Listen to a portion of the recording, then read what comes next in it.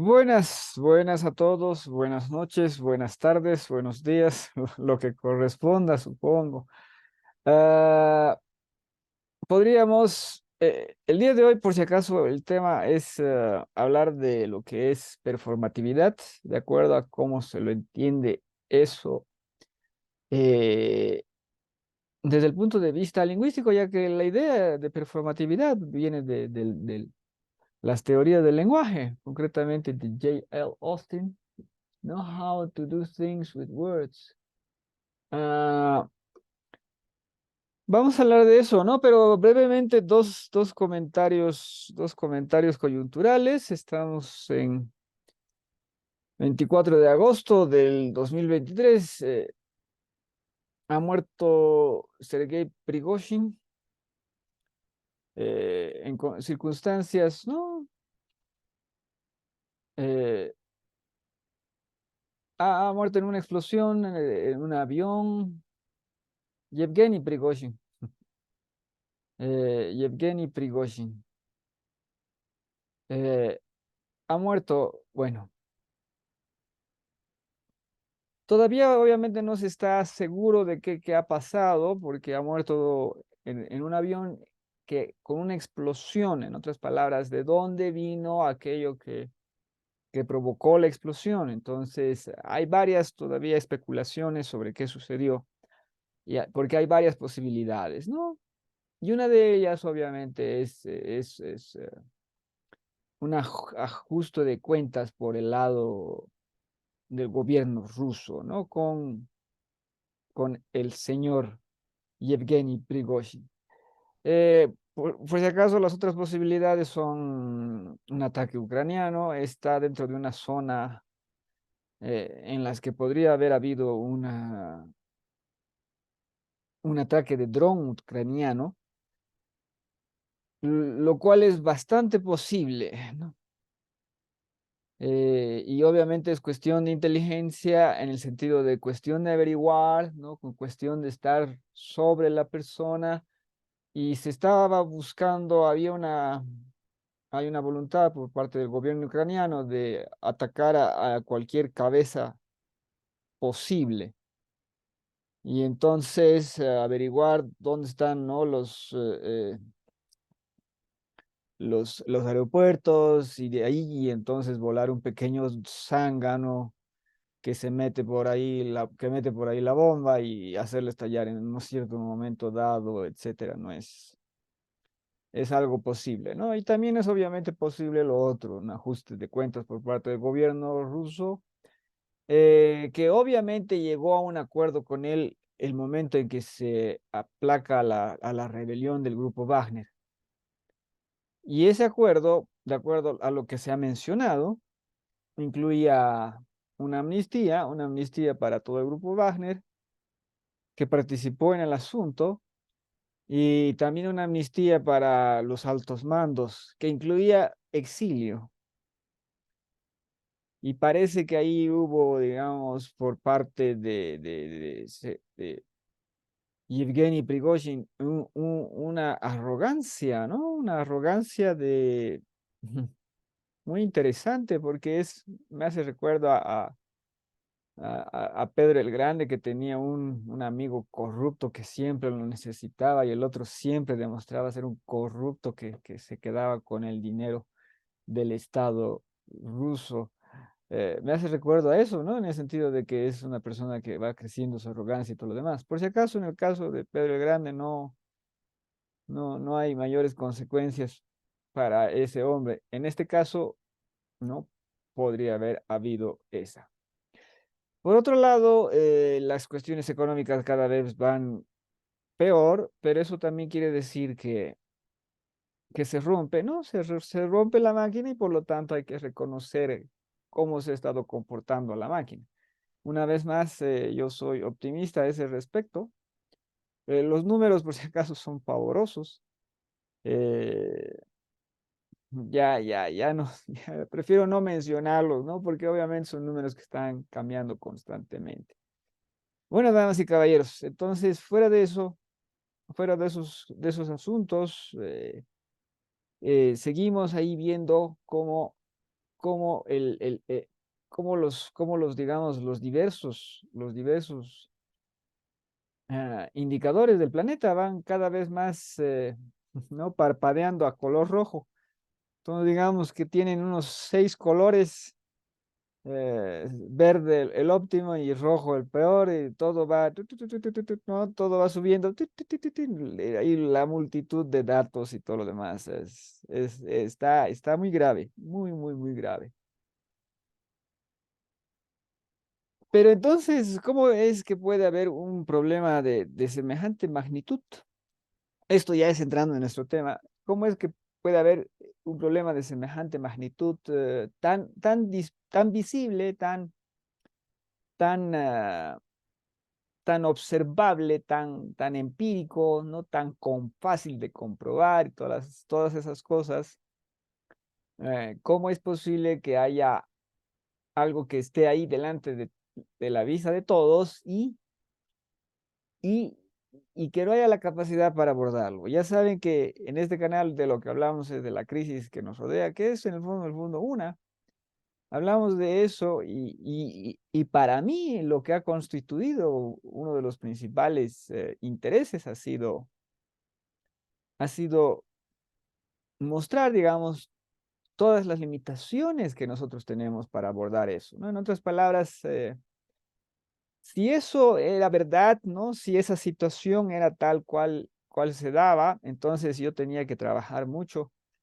eh, Mejor dicho, una parte de mi trabajo es cómo es posible que esto puede estar aquí y que no le podamos prestar la debida atención, ¿no? ¿Cómo es eso? ¿Cómo encaja?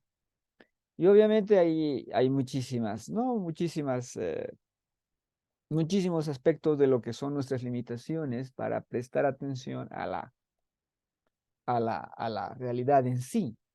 Recuerden de que tú, ¿qué es la realidad? Porque la realidad no requiere defensa, ¿no? La realidad dentro de que lo que es nuestro concepto positivista empírico vendría a ser todo aquello que te rodea y que es observable con alguno de tus 5 sentidos, ¿no? Tal cual la definición de concreto en lo que es los lenguajes, ¿no? En otras palabras, ¿cómo defines tú un sustantivo de abstracto o concreto? Concreto es que lo puedes observar con alguno de tus 5 sentidos, ¿no?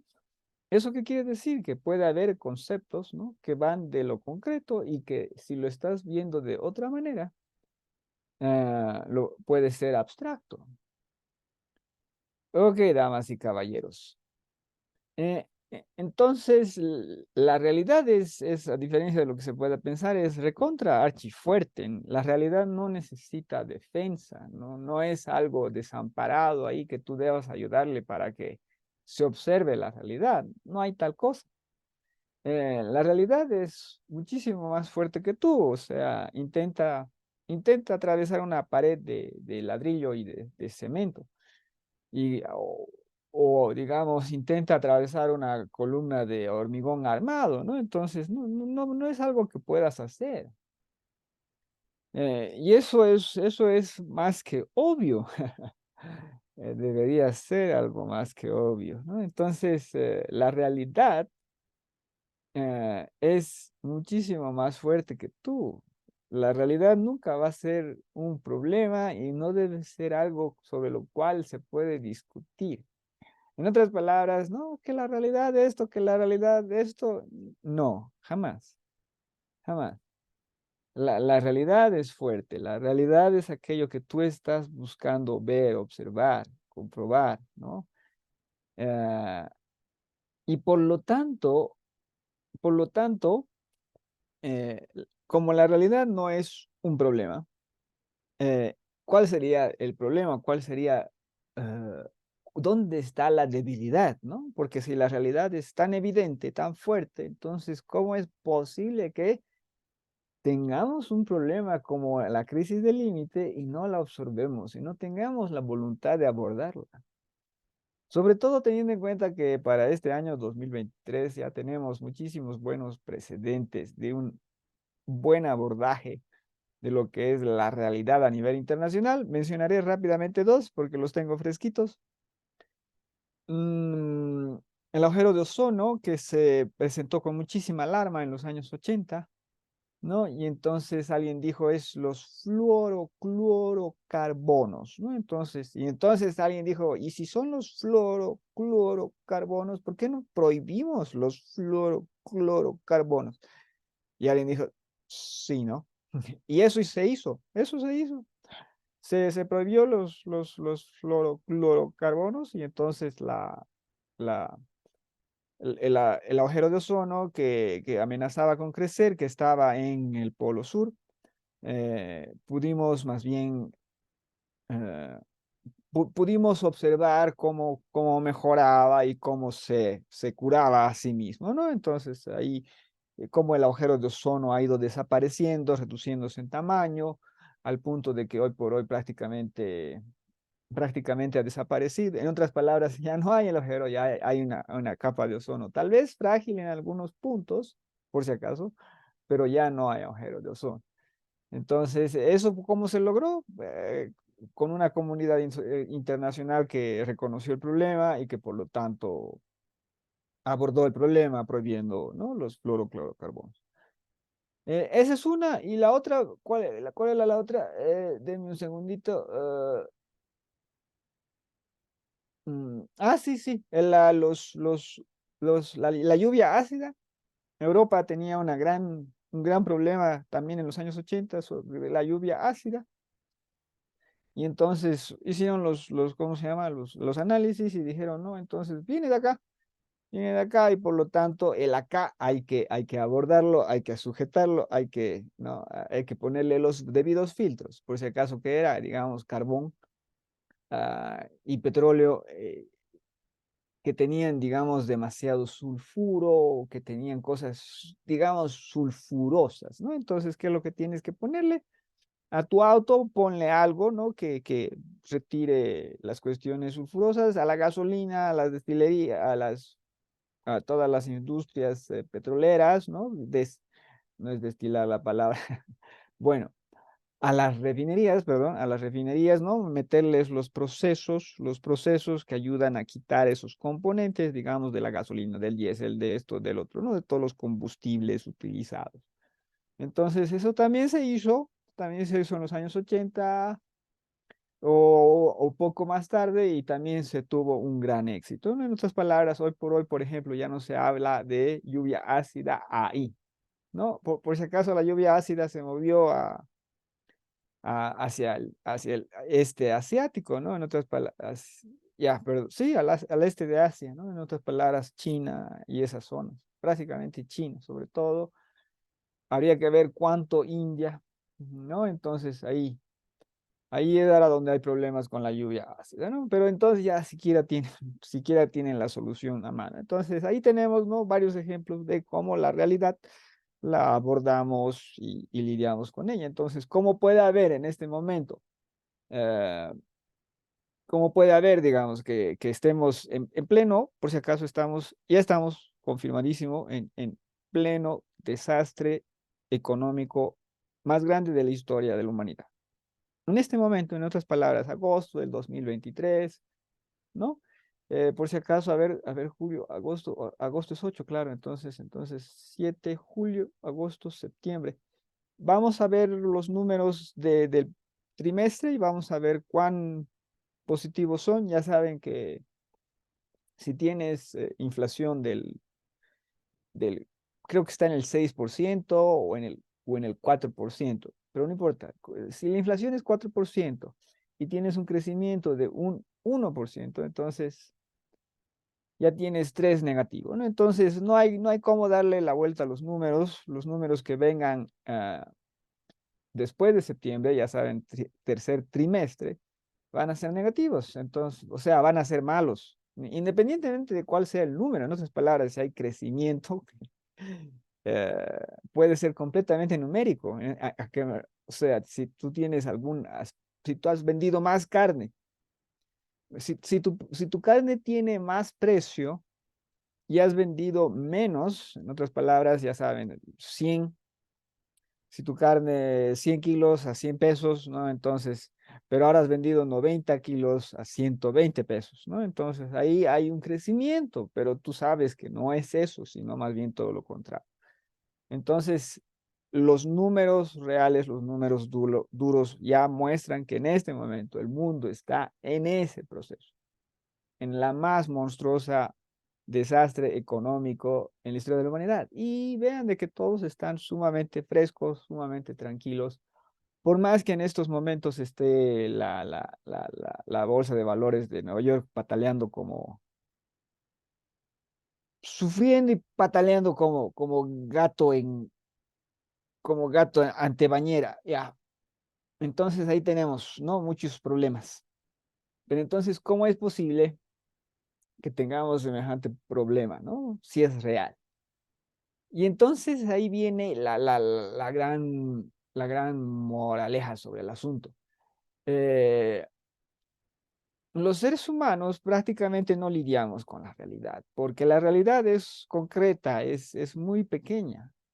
Entonces, una vez más, es lo que puedes ver, lo que puedes oler, lo que puedes sentir con tu gusto, lo que puedes sentir con tu tacto y todo eso. Eso es una habilidad sorprendente de los seres humanos y de todas las criaturas vivas, ¿no? Es algo, subestimamos. La otra vez busqué cuántas terminaciones nerviosas tenemos los seres humanos y dice hay 3.8 billones, ¿no? O sea, en inglés 3.8 trillion, 3.8 billones en castellano. Entonces, esas son una descomunal cantidad de terminaciones nerviosas, ¿no? Que te permiten ¿qué? Percibir la realidad que te rodea. Para eso está. Pero,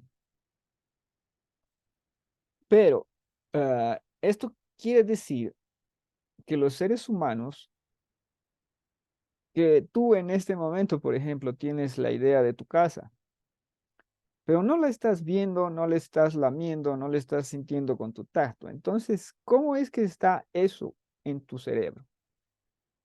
Eso es un mapa.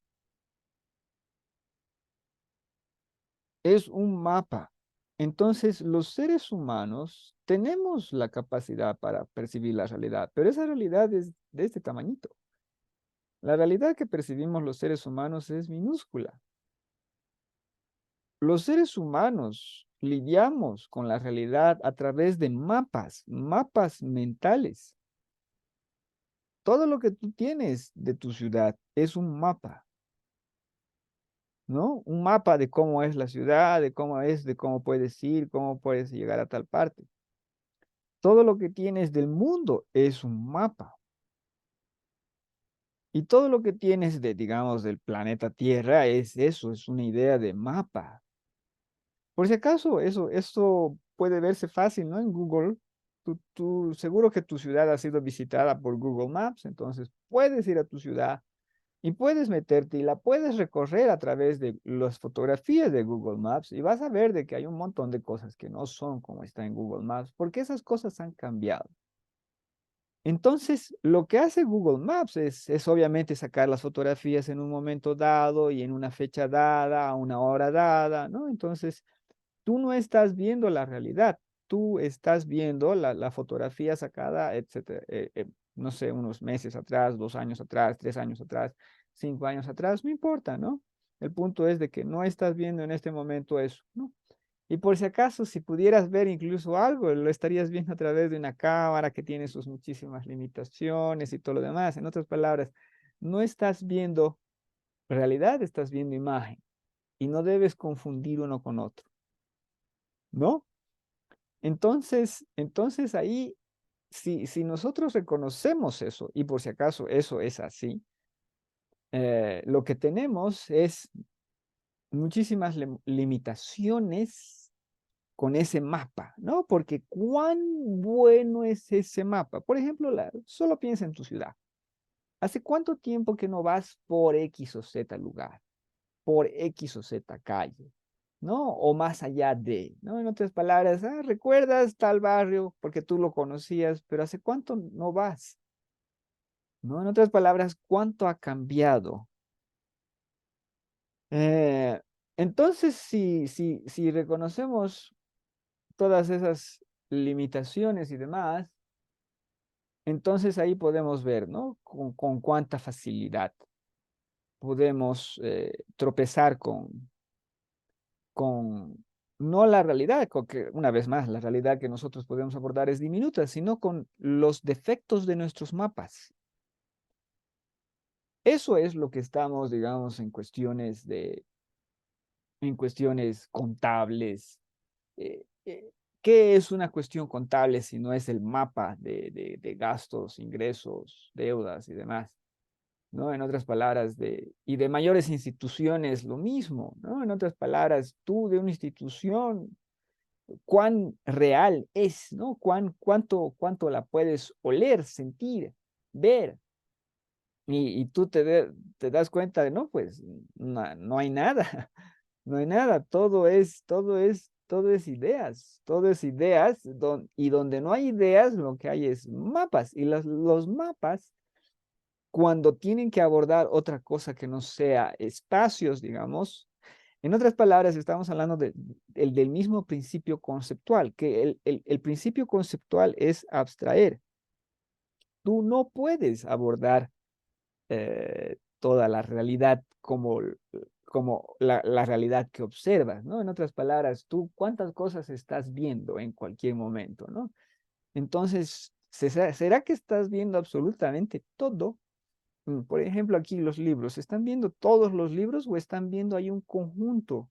¿No? En otras palabras, por si acaso aquí hay uno verde, aquí hay uno blanco, aquí hay uno de otros colores, ¿no? Entonces, ahí hay tres libros. Están viéndole esos tres libros y obviamente todos los demás los están viendo en los puntos en que se dividen y cambian de color o están abstrayendo el fondo, ¿no? En otras palabras, es el proceso de la noción que tenemos de las cosas, que es una permanente construcción de mapas, se debe a la mecánica de nuestros cerebros, y que son los cerebros vivos, los cerebros, o sea, en otras palabras, hemos visto el mismo fenómeno en los animales como en todos los demás, todas las demás criaturas, que es la necesidad de abstraer, de construir algo, ¿no?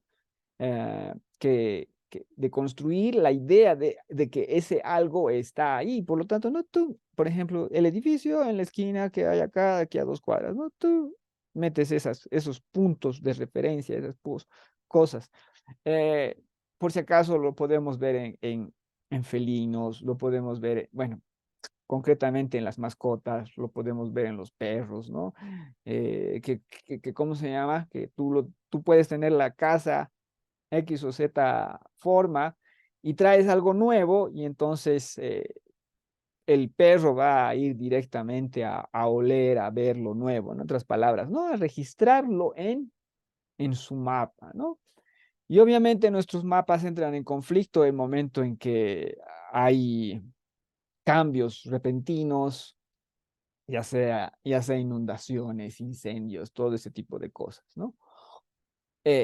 Ya, pero entonces ese proceso que no solamente lo aplicamos a lo que es nuestras nociones de superficie para movilizarnos, sino también lo aplicamos a, a prácticamente todas las cosas, ¿no? En otras palabras, todo lo estamos viendo con un conjunto de abstracciones y limitaciones.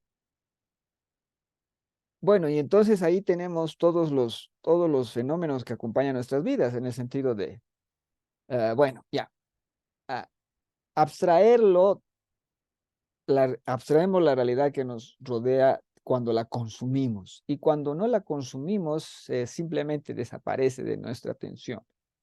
En otras palabras, como los libros en el fondo, no les prestamos atención, los volvemos parte simple y llanamente de un paisaje.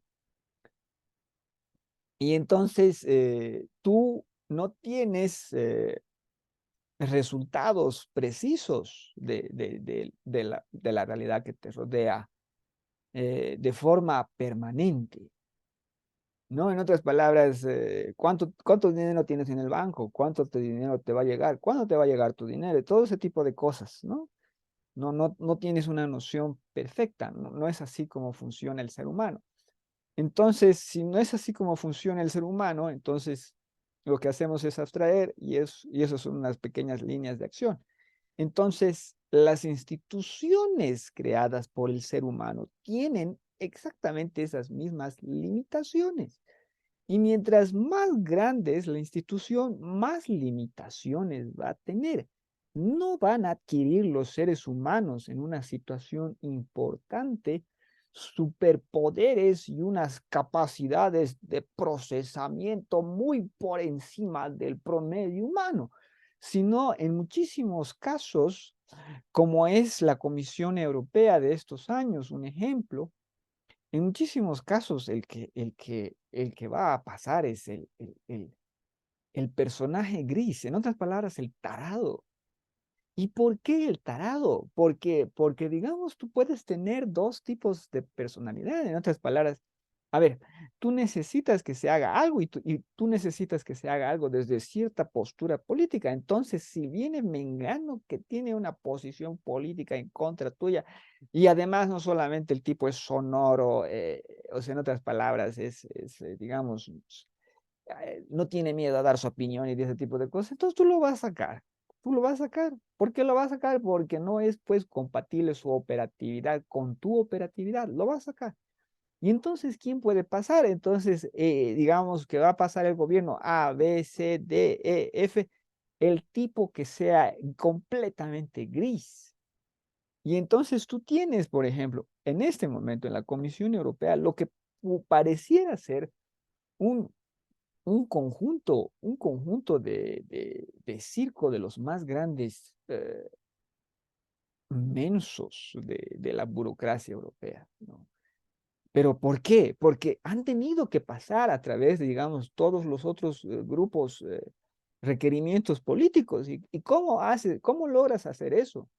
No te haces enemigos. ¿Y cómo no te haces enemigos? Fácil, no tienes una opinión, no tienes una base teórica, no tienes nada. Y entonces, entonces pasa, ¿no? Pero entonces, y ahí nos encontramos, ¿y qué sucede con la institución? La institución no va a tener una capacidad de pensar y de lucidez y de procesar nada. Y entonces ahí podemos explicar, ¿no? Podemos explicar las, ¿cómo se llama? El hecho de que tengamos semejante problema ahí delante de las caras de todo y de que las instituciones estén ahí, ¿no? Sin saber qué hacer. Por si acaso, una vez más, Jerome Powell en los Estados Unidos, Christine Lagarde en el Banco Central Europeo, el Banco y el Banco del Reino Unido, entre otros, siguen haciendo lo correcto. Siguen haciendo lo correcto, se están manteniendo las tasas de interés por encima del cero. Imaginen que en cero estaban y en algunos lados estaban en intereses negativos. Mira, si esa gente merece un aplauso, damas y caballeros. Eh, entonces, ellos siguen haciendo lo correcto, lo cual es obviamente una buena noticia, ¿no? ¿Por cuánto tiempo más podrán hacer lo correcto? Habrá que ver. Hay varios números a los cuales ellos están prestando atención, hay un montón de datos a los cuales están atendiendo con todas las limitaciones que los seres humanos tienen y otros muchos hechos más. Eh, y entonces, ¿dónde viene la performatividad? Damas y caballeros, teníamos que ver todo lo demás para que podamos ver lo que es performatividad. Entonces vean de que la realidad humana está abstraída, ¿no? En otras palabras, construimos mapas, todas esas cosas. ¿Y por qué hacemos eso? Porque tenemos demasiadas posibilidades si no lo hacemos. Si tú en vez de ser, digamos, alguien abstracto y quieres ser alguien concreto, eh, deme un segundito, voy a cambiarle, ya, vamos a poner aquí, sí, 36, ya, Ok. Si tú no, ah, si, si nosotros no nos limitamos en nuestras posibilidades, si nosotros no restringimos el asunto, tenemos demasiadas posibilidades. Por ejemplo, imagínate la mano de una amiga. Entonces, ¿qué podrías hacer con esa mano? ¿No? ¿Qué podrías hacer tú con esa mano? ¿No? ¿Cuáles son las posibilidades de la mano? Eh, Vamos a mencionar muy pocas, porque, bueno, por limitaciones comprensibles. Ay, ¿dónde estás? ¿Dónde estás? Flechita. Ah, bueno, no sé por qué tardó mucho tiempo en salir esta flechita. Ya, ¿qué sería? Ya, alguna cuestión de procesamiento. Bueno, damas y caballeros, entonces vamos a poner acá. ¿Qué podrías hacer con la mano? Podrías acariciar la mano, ¿no? Podrías ah, sostener la mano, podrías, ah, podrías golpear la mano, podrías, a ver, pondremos aquí golpear, pondremos aquí dar la mano, chócala, ¿no? Ya saben, ¿no? Chocar la mano, ¿no? La expresión chócala, ¿no? Dame esos cinco. Chocar la mano, podrías, eh, hemos dicho, sostener, acariciar, dar, mm, ¿cuál? Ah, ya sí, tocar, ¿no? Tocar la mano. Listo. Y obviamente muchísimas cosas más. Y esto, y si tú, y si tú, ah, ¿y qué es lo que vas a hacer? ¿No? Tú vas a sostener mano si tú haces eso. En otras palabras, aquello, esto que tiene, la mano en sí no es algo, ¿no? Mejor dicho, obviamente que es algo, ¿no? Pero no es una acción. Entonces, tú puedes realizar muchísimas acciones con la mano del otro, en otras palabras, tu mano, con su mano podrías sostener, acariciar, golpear, dar, chocar, tocar, y un montón de cosas más que podrías hacer tú con tu mano y la mano del otro. En otras palabras, tú tienes aquí la realidad externa a ti. Y tú tienes con tu línea de acción, decides, ¿no? Dar la mano, chocar la mano, tocar la mano, golpear la mano, ¿no? Sostener la mano, ¿no? Acariciar la mano. Entonces, o sea, tú puedes hacer todas esas cosas y cualquier acción que tú hagas va a ser, ¿no? Una acción de sostenimiento, gol, un golpe, ¿no? Un golpe, ¿no? Un choque, un toque, una caricia, etcétera, etcétera, ¿no? En otras palabras, va a hacer algo. Y entonces todos los elementos clasificables que te rodean, que tú puedes observar, que tú puedes ver, puedes hacer algo con eso. Eso, damas y caballeros, es performatividad, es la posibilidad de hacer algo con aquello que te rodea. Y entonces ahí podemos ver, entonces tú tienes que elegir, en otras palabras, tú tienes que hacer algo, tú tienes que hacer algo para que ese algo sea hecho. Entonces imaginen ustedes aquí la realidad que nos rodea, tan llena de, a ver, es 800 elementos, ¿no? Y cuántos, y esos elementos, todos esos elementos, tú podrías hacer algo con cualquiera de ellos. ¿Y qué algo? En otras palabras, aquí estamos mencionando 6 cosas. Entonces, imagínate en cada una de estas cosas, en cada uno de estos elementos que sean 6 cosas posibles.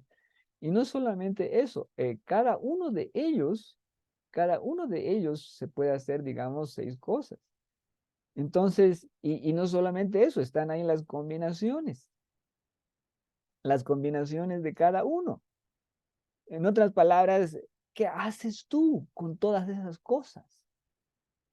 ¿Qué haces tú con todos esos índices, números, cantidades y demás cosas? Si tú puedes hacer lo que sea con cualquiera de ellos, ¿no? Entonces, ¿qué hacemos nosotros? Nosotros nos acostumbramos a un tipo de performatividad. Nosotros no podemos ver todas las posibilidades de todas las cosas de forma permanente. Quedaríamos obnubilados en cualquier instante.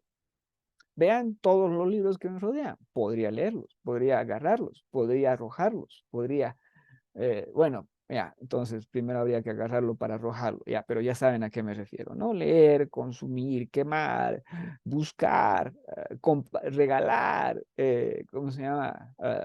Revender, eh, prestar, ¿no? Todas esas posibilidades que se ajustan a la realidad de sea lo que sea que tú tengas a mano. Por ejemplo, estos papelitos, ¿no? Entonces, ¿qué podría hacer con estos papelitos? ¿No? Quemar todo eso. Entonces, hay un kilo de cosas que puedes hacer y otra cosa que no puedes hacer y otra cosa que no lo puedes hacer.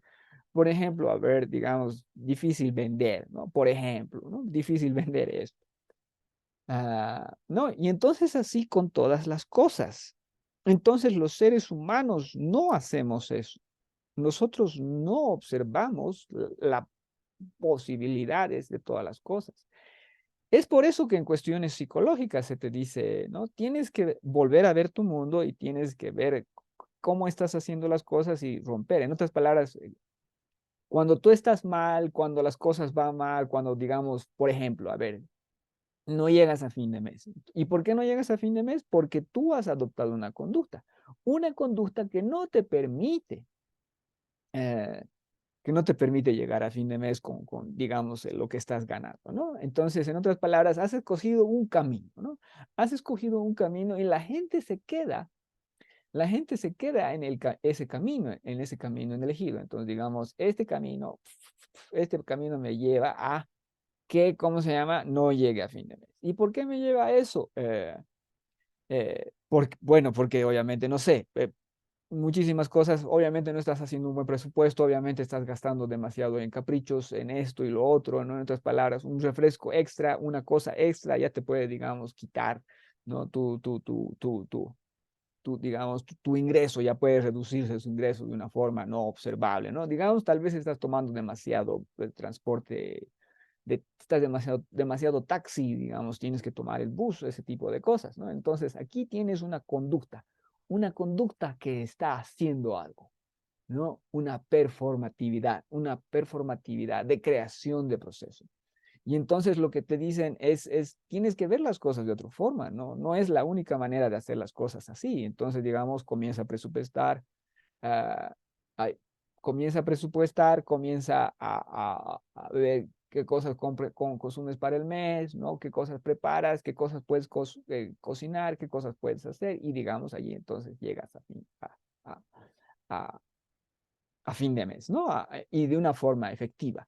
Pero eso no es tan fácil de hacer, porque los seres humanos lo que estamos haciendo por cualquier tipo de conducta es renunciar a todas esas posibilidades que están allá afuera. No podemos literalmente abordar todas esas posibilidades, porque son más grandes que las posibilidades del lenguaje.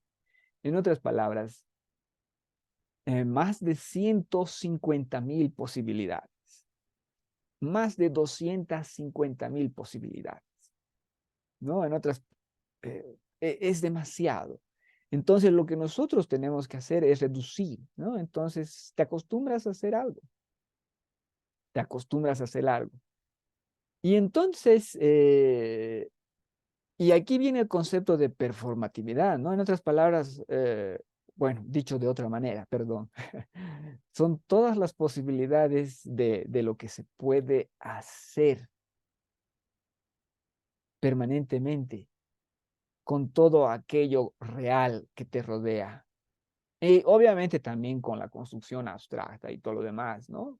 Eh, con todo aquello con todo aquello de que te rodea y obviamente, ya saben, te rodean dos tipos de realidades, siquiera la realidad concreta y la realidad empírica y siquiera la realidad conceptual, damas y caballeros, que es eh, que la podemos mencionar fácilmente, que es, digamos, todas las realidades del lenguaje, todas las realidades construidas con los alfabetos y los manejos culturales, ¿no? De cada lugar. Entonces, tú fácilmente estás sobre un terreno y tropiezas y estás dentro de una región dada, con su cultura dada, con sus organizaciones, sus leyes y sus instituciones y todo lo demás, ¿no? Entonces, esa es una realidad codificada y la realidad codificada y la realidad empírica es lo que hace los quehaceres del ser humano. ¿Y por qué lo tenemos así? Porque esa es la naturaleza de nuestro cerebro